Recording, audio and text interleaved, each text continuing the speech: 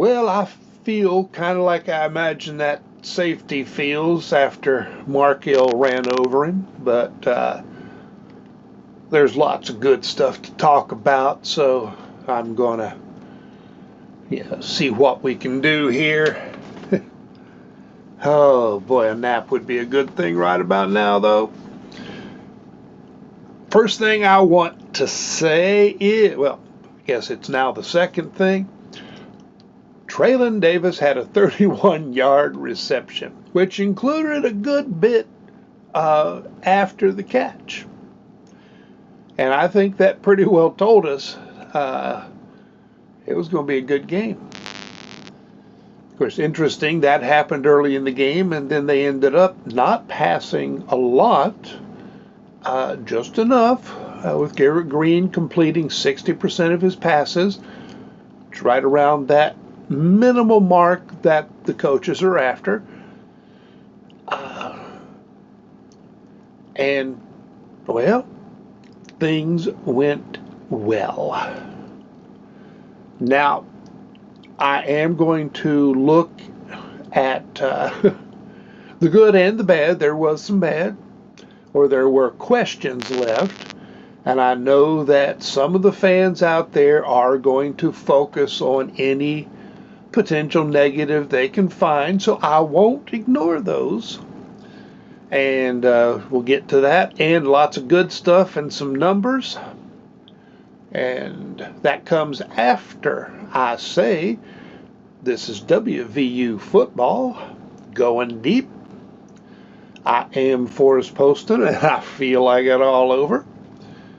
And I do hope you will click the share and the subscribe, the thumbs up button, notification bell, make comments, tell your friends.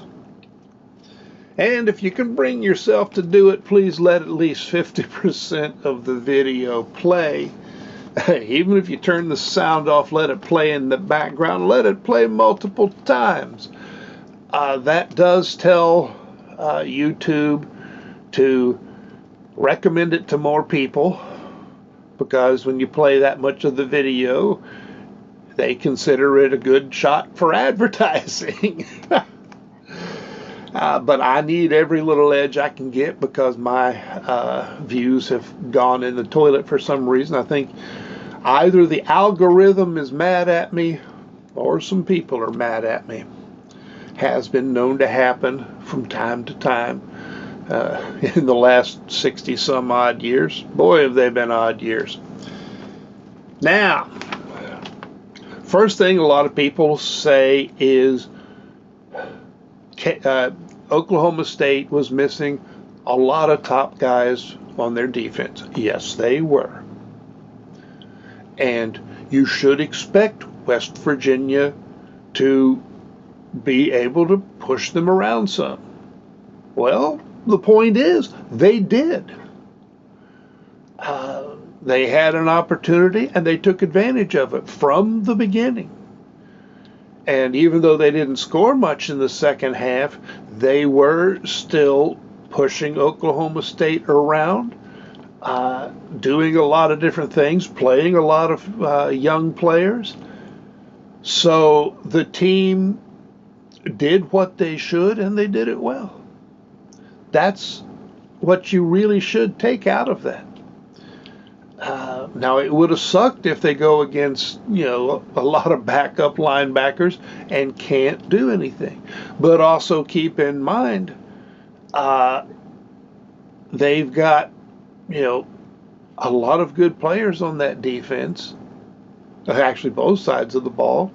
Had a lot of returning players this year. It's one reason they were expected to do so dang well. So the talent is there. Do not question the talent.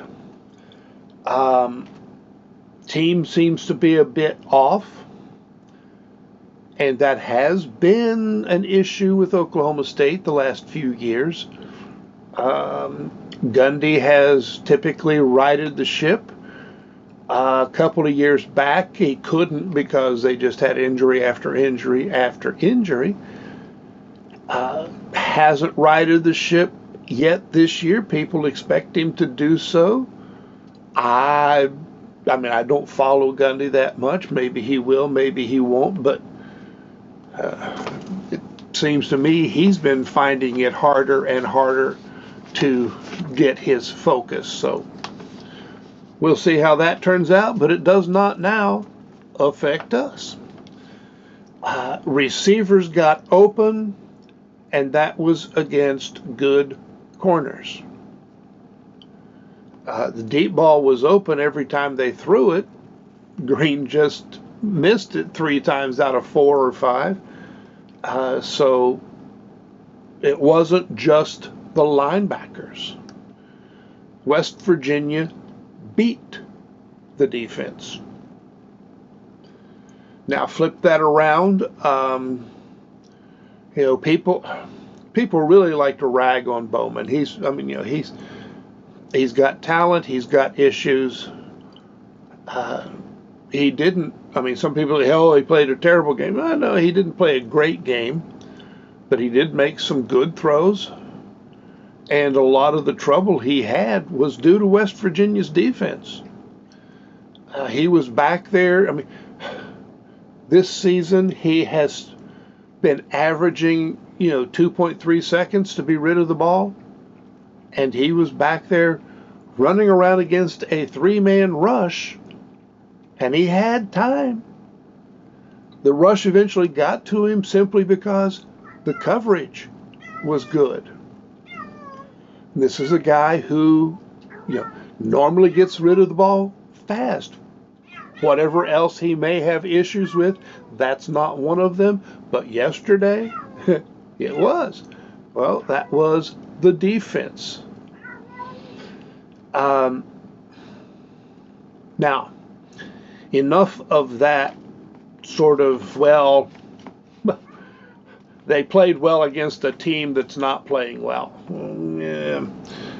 West Virginia forced the issue, and they kept forcing the issue. Now, looking at just West Virginia and what they did, regardless of who they were playing, everything still looks good. The offense had 31 first downs to 11 for Oklahoma State, 389 yards rushing to 36, 169 yards passing because Greene didn't pass very often, yards per attempt very good, and per completion very good. Oklahoma State 191 yards passing, and 110 of that came on 3 completions. West Virginia had a total of 558 net yards to 227.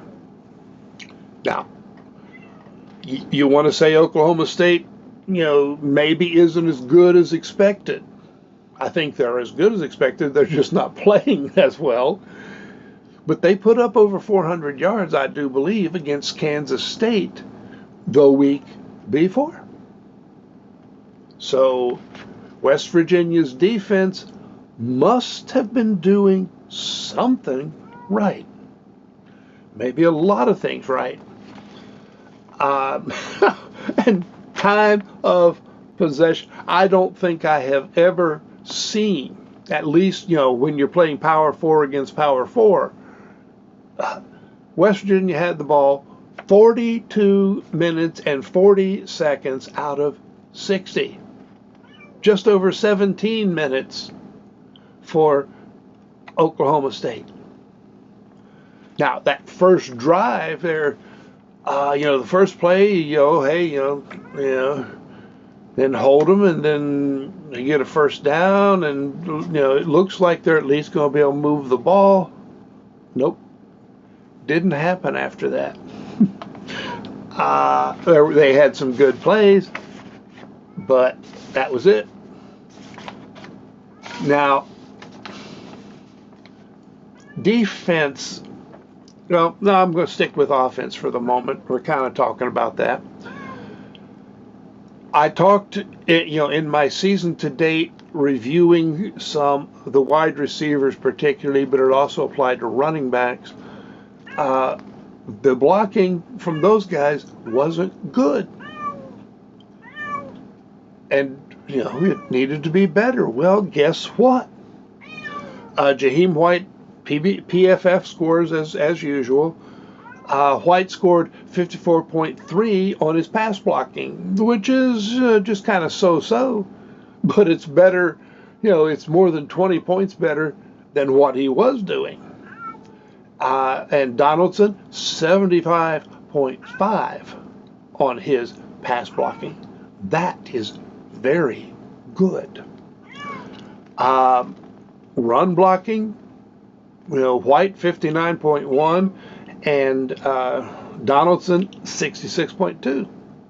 So they did fairly well there. Wide receivers, receivers, including tight ends. Taylor at 82.2, Clement 58.6, Ray 57.6, Treylan Davis 68.8, Bray 80.4. He didn't get targeted, but he had an influence on the offense. Fox 61.1 and Farmer 60.9. Now, of course, a couple of those guys weren't in a lot. But the lowest score was 57.6. Now, it was a tight end, but it was still good team blocking. And, of course, Jaheim White, Donaldson, Greene, and Markell all ran well. Funny how it works. Do your 1/11th.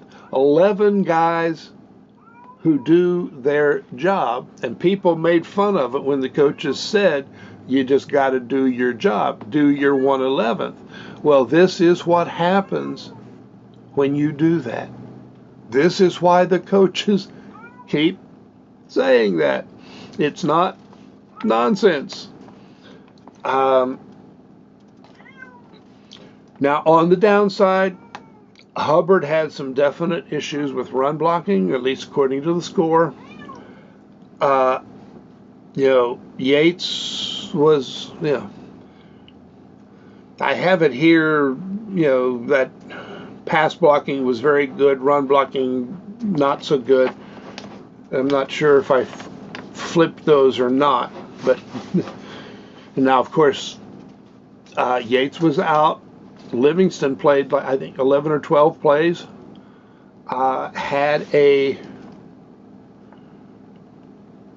decent, scored in at 62.5, which is slightly above average. That is good. Offensive line, we also had Williams in for 10 plays. He scored 83.3. Bosley was in for 9, 69.5. Weedman in for 12 plays, 68.5.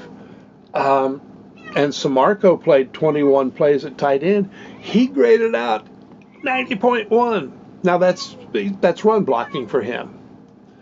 But a true freshman, and he graded out at 90.1, 21 plays, which is a decent number of plays. Now they used multiple tight ends quite a bit. But they definitely got some of the younger guys in there, and they responded. So this is good stuff. This is very good stuff. Looking at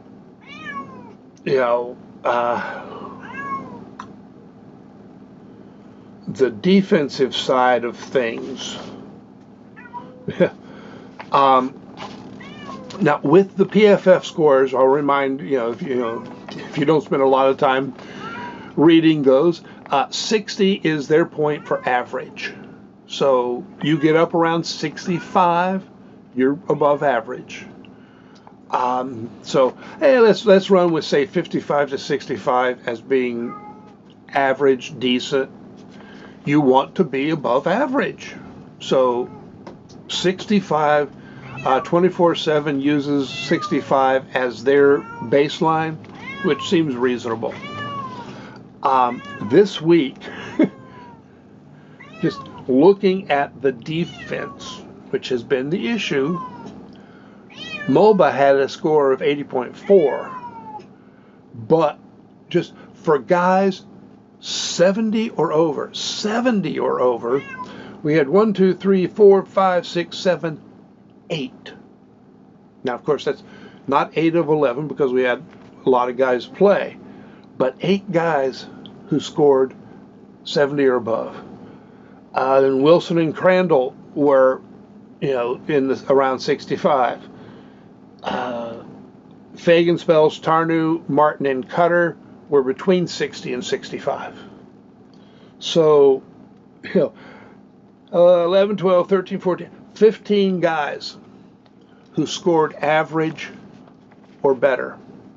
And most of those were, 10 who have scored above average. And, several of those you might notice were defensive backs. That's an improvement. Before I forget, I do want to note that Burks, Crandall, and Carrico all played, but they played relatively limited snaps. Now, of course, defense wasn't on the field an awful lot, but those were guys coming back from injuries, and don't know if Burks got re-injured or not, but they did limit them. There was no need to play them, particularly since the backups were doing so well. Looking just at the cover scores, the team score for coverage was 72.1. Again, using 60 as average, 65 as the beginning of above average. 72.1 is real good. And it's about 16 points higher than the previous best for the season.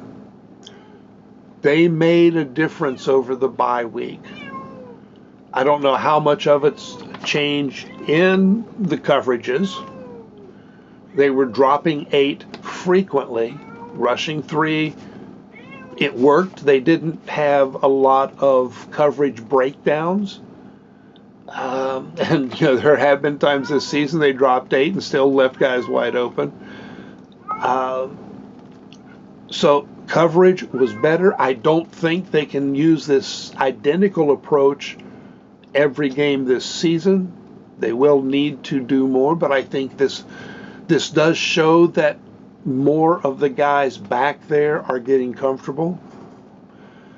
Trotter is, he's coming along well, and the defensive backs are improving. We had Joseph, safety, scored at 80.8.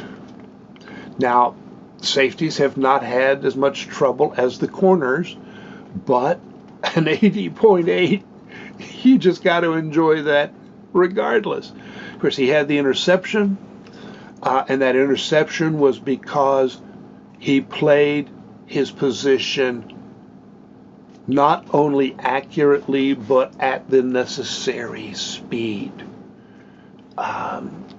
He saw where he needed to go. He got to his landmark. He got the depth. Because getting, right spot is, both your X and Y axis, if you want to go back to some high school math. If he's not deep enough, he maybe tips that ball. If he's a little shallower, it goes over his head and maybe a touchdown. Given where he was, he gets the interception. If Bowman throws the ball with enough arc, then, enough to get over Joseph, it might go over the receiver. At the very least, it's in the air longer and allows a defender to close. So, it was a good all-around play, and we have not getting deep enough has been a big part of the issue. So good to see that, extra good. Garnes graded out at 75, French at 72. And then, Wilson and Trotter were over 65, Crandall 64.4, Spells 63.5, Fagan 62, and Burks at 60. And say Burks only played 7 plays, so it's just, that's good stuff. And Bowman is not a great quarterback. He's not what people thought he was going to be, even after 7 years. I am going to be doing a video about the West Virginia quarterbacks, and Bowman and maybe Rangel and a couple of others are going to figure into that. The importance of patience. Yeah. It's going to be, why is WVU attracting and keeping such quality quarterbacks? And Markio showed that he does now. He belongs under that heading. But Bowman, he's typically good on short passes. He's not, he doesn't drive it down the field really, but West Virginia had the coverage so many times. He and Rangel were both, they were just back there looking for somebody who was open, and they weren't. So the coverage was not an illusion, and you can't blame it on Bowman. Bowman is capable of playing well. West Virginia forced the issue. So it was not just a dominant win because Oklahoma State has problems. It was a dominant performance because West Virginia played well, with the exception of kickoff coverage. I won't go too much into that. The issues there were obvious, and it has not been a big issue other than kicks out of bounds, so I'm not too worried about it.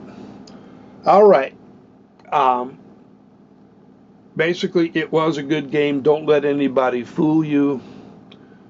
I do think, will they beat Iowa State next week? I don't know.